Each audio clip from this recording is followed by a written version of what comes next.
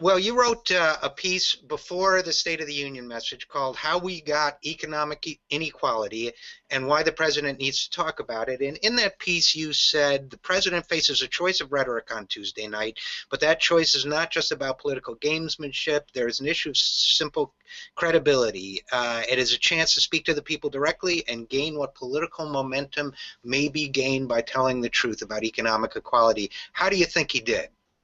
Well, I think that the president did, in terms of what he needed to do in this space, he did quite well in one area and quite poorly in another.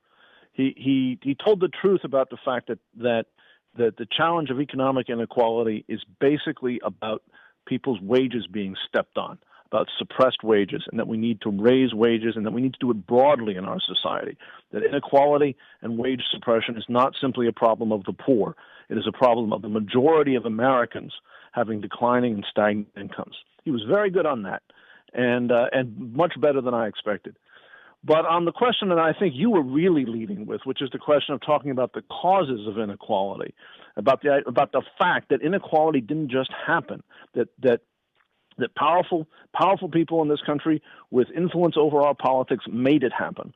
On that subject, and by the way, made it happen and are perpetuating it. Right, and trying to keep it going, trying to keep inequality a continued fact of our national life. On that subject, the president really did not step up, and I was disappointed but not surprised. And how about on the specifics of the policy? We heard about a new savings program. We heard about the minimum wage. We heard about the Trans-Pacific Partnership, which I know you have feelings about, as do I. How do you think he did on the specifics? Well, I think that he put forward two things that are really important, actually three things that are really important and positive.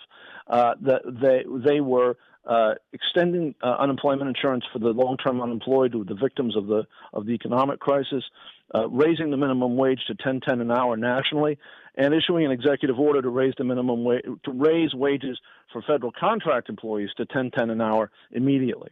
Those are all very good things. There are some limitations to those things, and there's some big limitations to those things. One of them that a lot of us noticed was that there are federal employees, not federal contractor employees, but actual federal employees who are not paid $10.10 an hour. It would be nice for the president to have said that steps ought to be taken for the people who actually work for the federal government, work for him, so that they get paid the minimum wage he's asking for all Americans. The second point is much broader.